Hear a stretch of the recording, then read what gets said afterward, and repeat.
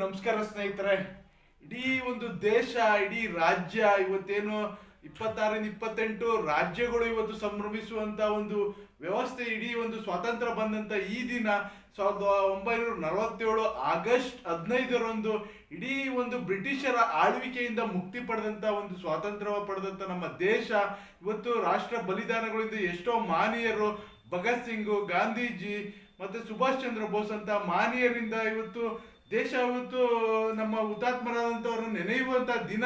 ಇವತ್ತು ಸ್ವಾತಂತ್ರ್ಯ ಬಂದು ನಮಗೆ ಇಷ್ಟು 80 ವರ್ಷ ಕಳೆದ್ರೂ ಸಹ ಇವತ್ತಿನ ವ್ಯವಸ್ಥೆಗಳ ಬಗ್ಗೆ ಎಲ್ಲೋ ಒಂದು ಕಡೆ ಪ್ರತಿಯೊಂದು ನಿಮಗೆ ಚರ್ಚೆ ಮಾಡಬೇಕು. ಮತ್ತೆ ರಾಷ್ಟ್ರೀಯ ಐಕ್ಯತೆ ಮತ್ತೆ ಏನು ಪವಿತ್ರತೆಯನ್ನು ಕಾಪಾಡುವಂಥ, ಸಂವಿಧಾನವನ್ನು ಕಾಪಾಡುವಂಥ ಈ ದಿನ, ಪ್ರಭುತ್ವದ ಮೌಲ್ಯಗಳನ್ನು ಎತ್ತಿ ಹಿಡಿಯುವಂಥ ಈ ದಿನ ಎಲ್ಲೋ ಒಂದು ಕಡೆ ತುಂಬ ದಿನವಾದ ಶ್ರೇಷ್ಠವಾದದ್ದು.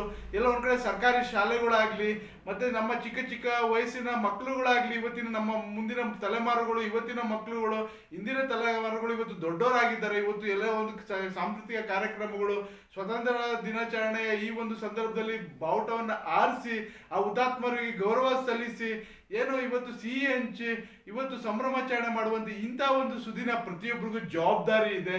ಈ ಸಂವಿಧಾನದಲ್ಲಿ ಈ ಪ್ರತಿಯೊಬ್ಬರ ಚೌಕಟ್ಟಲ್ಲಿ ನ್ಯಾಯ ಒಂದು ಚೌಕಟ್ಟಲ್ಲಿ ಎಲ್ಲರೂ ಹೋಗುವಂಥದ್ದಾಗಿದೆ.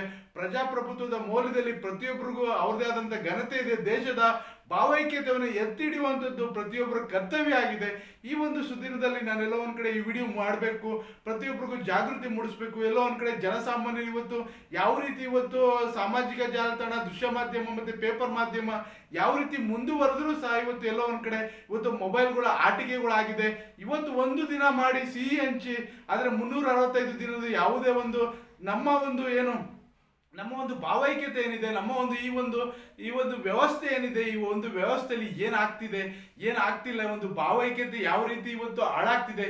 ಜಾತಿ, ಧರ್ಮ, ಮತ, ಇವತ್ತು ಎಲ್ಲ ಒಂದು ರಾಜಕೀಯದ ಪುಡಾರಿಗಳಿಂದ, ರಾಜಕೀಯದ ವ್ಯವಸ್ಥೆ ಇವತ್ತು ಒಂದು ದೇಶ ಇವತ್ತು ಹಾಳಾಗ್ತಿದೆ. ಇವತ್ತು ಯಾವ ರೀತಿ ಇವತ್ತು ಮಹಾತ್ಮ ಗಾಂಧೀಜಿ ಕಂಡಂತ ರಾಮರಾಜ್ಯ ಇವತ್ತು ಏನಾಗ್ತಿದೆ. ಇವತ್ತು ಪ್ರತಿಯೊಂದು ಜವಾಬ್ದಾರಿ ಇಟ್ಕೋಬೇಕು. ನೀವು ಹಿಂದಿನ ತಲೆಮಾರಾಗಲಿ, ಮುಂದಿನ ತಲೆಮಾರು, ನಿಮ್ಮ ಮುಂದಿನ ಇನ್ನು 10-15 ತಲೆಮಾರುಗಳಿಗೆ ತಿಳುವಳಿಕೆ ಆಗಬೇಕು. ನಾವು ಏನು ನಮ್ಮ ಒಂದು ಸಾಕ್ಷಿ ಗುಡ್ಡೆಗಳನ್ನ ಬಿಟ್ಟು ಹೋಗ್ಬೇಕು.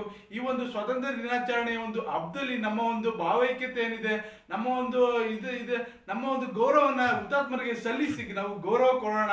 ಒಂದೇ ಮಾತರಮ್ಮನ್ನು ಒಂದು ಗೀತೆನ ಹಾಡಿ ಜನಗಣಮನ ಒಂದು ಭಾವೈಕ್ಯತೆಯನ್ನ ಗೌರವ ಸಲ್ಲಿಸಿ ನಾವೆಲ್ಲರೂ ಒಂದೇ, ನಾವೆಲ್ಲ ಭಾರತೀಯರು, ಕನ್ನಡಾಂಬೆಯ ಮಕ್ಕಳುಗಳು ಅನ್ನೋದು ಈ ಒಂದು ಸಂದರ್ಭದಲ್ಲಿ ನಾನು ಹೇಳ್ತೀನಿ.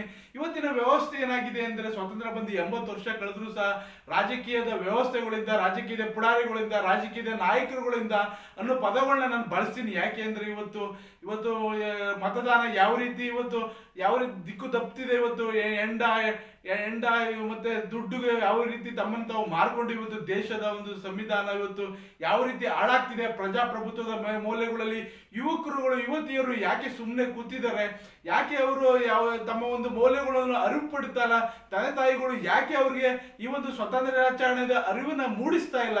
ಎಲ್ಲ ಒಂದ್ ಕಡೆ ಇದು ಬರೀ ಮೊಬೈಲ್ಗಳಲ್ಲಿ ಬರೀ ನೀವು ಒಂದು ದಿನದ ಮಾತ್ರ ಆಟಿಕೆಗಳು ಆಗುವಂತ ಒಂದು ವ್ಯವಸ್ಥೆ ಆಗಿದೆ. ಪ್ರತಿಯೊಬ್ಬರಿಗೂ ಜವಾಬ್ದಾರಿ ಇದೆ. 365 ದಿನಗಳು ಅವರ ಒಂದು ಗೌರವನ ಈ ಒಂದು ಭಾರತ ಎಂಬನ್ನು ರಕ್ಷಣೆ ಮಾಡಿಕೊಳ್ಳುವಂತ ಹಕ್ಕನ್ನು ಪ್ರತಿಯೊಬ್ಬರಿಗೂ ಇಡೀ ಒಂದು ಸಂವಿಧಾನ ಕೊಟ್ಟಿದೆ. ಹಕ್ಕನ್ನು ನಾವು ಕಾಪಾಡ್ಕೋಬೇಕು. ಇವತ್ತು ರಾಜಕೀಯದ ವ್ಯವಸ್ಥೆ ಯಾವ ರೀತಿ ದಿಕ್ಕು ತಪ್ಪಿ ಇವತ್ತು ನಮ್ಮ ಒಂದು ರಾಜ್ಯ ಯಾವ ರೀತಿ ಹಾಳಾಗ್ತಿದೆ. ಸರಿಯಾದಂಥ ರಸ್ತೆಗಳಿಲ್ಲ, ಸರಿಯಾದಂಥ ಮೋರಿಗಳು ಕ್ಲೀನ್ಗಳಿಲ್ಲ, ಗುಂಡಿಗಳಾಗಿದೆ, ಸರಿಯಾದಂಥ ಒಂದು ವ್ಯವಸ್ಥೆ ಇಲ್ಲ. ಇವತ್ತು ಬೆಲೆ ಗಗನಕ್ಕೇರಿದೆ. ಇವತ್ತು ಏನು ರಾಜಕಾರಣಿಗಳ ಒಂದು ವ್ಯವಸ್ಥೆಯಿಂದ ಯಾವ ರೀತಿ ಜಾತಿ ಧರ್ಮಗಳಲ್ಲೇ ಬೆಂಕಿನ ಹಚ್ಚಿಸಿ ಯಾವ ರೀತಿ ಇವತ್ತು ದೇಶ ವಿಭಜನೆ ಆಗ್ತಿದೆ. ಧರ್ಮಗಳಲ್ಲೇ ಕೋಮುವಾದಿ ಸೃಷ್ಟಿಯಾಗಿ ಜಾತ್ಯತೀತತೆ ಎಲ್ಲಿ ಮಾಯವಾಗಿದೆ. ಎಲ್ಲವೂ ಸಹ ಎಲ್ಲೋ ಒಂದ್ ಕಡೆ ನಿಮ್ಗೆ ಮನವರಿಕೆ ಆಗಬೇಕು. ಈ ಒಂದು ಸ್ವಾತಂತ್ರ್ಯ ದಿನಾಚರಣೆ ದಿನ ಪ್ರತಿಯೊಬ್ಬರಿಗೂ ಈ ಒಂದು ಭಾವೈಕ್ಯತೆ, ಇವತ್ತು ರಾಷ್ಟ್ರೀಯ ಐಕ್ಯತೆಯನ್ನು ಮೂಡಿಸುವಂತೆ ಇಂಥ ಒಂದು ಬಲಿದಾನ ಏನು ಹುತಾತ್ಮರಾಗಿದ್ದಾರೆ.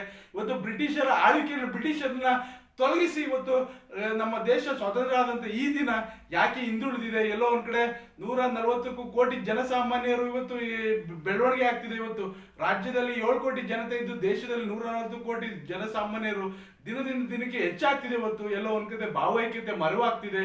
ಪ್ರತಿಯೊಬ್ಬರಿಗೂ ಜಾಗೃತಿ ಮೂಡಿಸ್ಬೇಕು. ಈ ಒಂದು ಸ್ವಾತಂತ್ರ್ಯ ದಿನಾಚರಣೆ ದಿನ ಪ್ರತಿಯೊಬ್ಬರು ನಾವೆಲ್ಲರೂ ಒಂದೇ, ನಾವೆಲ್ಲ ಭಾರತೀಯರು. ಇವತ್ತು ನಮ್ಮ ಹೋರಾಟ, ಇವತ್ತು ಸೈನಿಕ ಯಾವ ರೀತಿ ಇವತ್ತು ದೇಶವನ್ನ ಕಾಯ್ದು ನಮ್ಮ ದೇಶವನ್ನು ಉಳಿಸಿದ್ದಾನೆ. ನಮಗೆ ಹೊತ್ತು ಮೂರು ಹೊತ್ತು ಊಟ ಕೊಡ್ತಿರುವಂತ ನನ್ನ ರೈತನು ಸಹ ಇವತ್ತು ನನ್ನ ದೇಶದ ಒಂದು ಆಸ್ತಿ. ಇವತ್ತು ರೈತ, ಸೈನಿಕ ಎಲ್ಲರೂ ನಮಗೆ ದೇಶದ ಒಂದು ಆಸ್ತಿ. ಈ ಮುಖಾಂತರ ನಾನು ಕೇಳ್ತೀನಿ, ಪ್ರಜಾಪ್ರಭುತ್ವದ ಮೌಲ್ಯಗಳಲ್ಲಿ ಯಾರು ಹಾಳು ಮಾಡ್ಕೋಬೇಡಿ. ನಿಮ್ಮ ಮತದಾನ ಆಗ್ಲಿ, ನಿಮ್ಮ ಒಂದು ಗೌರವ ಆಗ್ಲಿ, ಇಡೀ ದೇಶದ ಒಂದು ಸಮರ್ಪಣೆಗೆ ನೀವು ಏನ್ ಕೊಟ್ಟೋಗ್ತೀರಾ, ನೀವು ಮುಂದಿನ ಪೀಳಿಗೆಗೆ ಯಾವ ರೀತಿ ನಿಮ್ಮನ್ನು ನೀವು ಅರ್ಪಿಸ್ಕೊಂಡು ಈ ಒಂದು ದೇಶವನ್ನು ರಕ್ಷಣೆ ಮಾಡ್ತೀರಾ, ಈ ಭಾರತ ಅಮ್ಮೆಯನ್ನು ರಕ್ಷಣೆ ಮಾಡ್ತೀರಾ, ಎಲ್ಲರೂ ಒಂದು ಭಾವೈಕ್ಯತೆ ಮೂಡಿ, ಎಲ್ಲರೂ ಒಂದು ಪ್ರಮಾಣ ವಚನ ಮಾಡಿ, ಈ ದೇಶಕ್ಕೆ ನಾನು ಪ್ರಾಮಾಣಿಕನಾಗಿ ಇರ್ತೀನಿ, ನಾನು ಈ ದೇಶಕ್ಕೆ ಒಂದು ಸಂವಿಧಾನಕ್ಕೆ ನಾನು ಬದ್ಧನಾಗಿರ್ತೀನಿ, ಶಾಸಕಾಂಗ, ಕಾರ್ಯಾಂಗ, ನ್ಯಾಯ ವ್ಯವಸ್ಥೆಯಲ್ಲಿ ನಾನು ಬದ್ಧನಾಗಿರ್ತೀನಿ ಅನ್ನೋದು, ಈ ಭಾರತ ಮೇಲೆ ರಕ್ಷಣೆ ಮಾಡ್ಕೋತೀನಿ ಅನ್ನೋದು ಪ್ರಮಾಣ ವಚನ ಮಾಡಿ ಈ ದಿನ ನಿಮ್ಮ ಒಂದು ಭಾವೈಕ್ಯತೆಯನ್ನು ಕನ್ನಡಾಂಬೆಗೆ ಗೌರವ ಸಲ್ಲಿಸಿ ಸಿಹಿ ಹಂಚಿ ಎಲ್ರಿಗೂ ಒಳ್ಳೇದಾಗಲಿ. ಮತ್ತೆ ಹಾಗೆಯೇ ಇಡೀ ಒಂದು ವ್ಯವಸ್ಥೆ ಏನಾಗಿದೆ ಇವತ್ತು, ರಾಜಕೀಯದ ಒಂದು ವ್ಯವಸ್ಥೆಯಿಂದ ಇವತ್ತು ಎಲ್ಲೋ ಕಲುಷಿತ ಆಗಿದೆ. ಇದು ದೂರ ಆಗುವಂತ ಸಂದರ್ಭ ಬೇರೆ ಇಲ್ಲ. ಪ್ರತಿಯೊಬ್ಬರು ಎಚ್ಚರಿಕೆಯಿಂದ ಮುನ್ನುಗ್ಗಿ, ಯುವತಿಯರು, ಪುಣ್ಯಾತ್ಮ ತಂದೆ ತಾಯಿಗಳು ಕೈ ಜೋಡಿಸಿ ಇಡೀ ಒಂದು ಭವ್ಯ ಭಾರತವನ್ನು ನಾವೆಲ್ಲ ನಿರ್ಮಾಣ ಮಾಡೋಣ. ಭವ್ಯ ಭಾರತ ನಿರ್ಮಾಣ ಆದರೆ ಇಡೀ ಒಂದು ರೈತನ ಸಂಕುಲ ಆಗಲಿ, ನಮ್ಮ ಒಂದು ವ್ಯವಸ್ಥೆ ಇವತ್ತು ಉಳಿಯುತ್ತೆ. ಭಾರತದಲ್ಲಿ ಒಂದು ವ್ಯವಸ್ಥೆಯನ್ನು ಬದಲಾವಣೆ ಆಗಿ ಭಾರತ ಒಂದು ಉತ್ತಮವಾದಂಥ ಬಲಿಷ್ಠವಾದಂಥ ರಾಜ್ಯ, ದೇಶ ಇವತ್ತು ನಮ್ಮ ಒಂದು ಭಾರತ ಇಡೀ ವಿಶ್ವದಲ್ಲೇ ಮುನ್ನುಡಿಯಾಗುತ್ತೆ. ಈ ಮುನ್ನುಡಿಗೆ ನಾವೆಲ್ಲರೂ ಸಾಕ್ಷಿ ಆಗೋಣ. ಮುಂದಿನ ದಿನಗಳಲ್ಲಿ ಸಾಕ್ಷಿ ಗುಡ್ಡೆಯನ್ನು ಬಿಟ್ಟೋಗೋಣ. ಯಾವುದೇ ಕಾರಣಕ್ಕೂ ಜಾತಿ, ಧರ್ಮ, ಎಂಡ, ದುಡ್ಡಿಗೆ ಆಸೆ ಪಡ್ಬೇಡಿ. ನಿಮ್ಮನ್ನು ನೀವು ಬಲಿ ಮಾಡ್ಕೋಬೇಡಿ. ಈ ಒಂದು ಸ್ವತಂತ್ರಾಚರಣೆ ನಾವೆಲ್ಲರೂ ಗೌರವದಿಂದ ಆಚರಿಸೋಣ. ಎಲ್ರಿಗೂ ಒಳ್ಳೇದಾಗ್ಲಿ. ಜೈ ಹಿಂದ್, ಜೈ ಕರ್ನಾಟಕ ಮಾತೆ, ಒಂದೇ ಮಾತರಂ. ಎಲ್ರಿಗೂ ಒಳ್ಳೇದಾಗ್ಲಿ.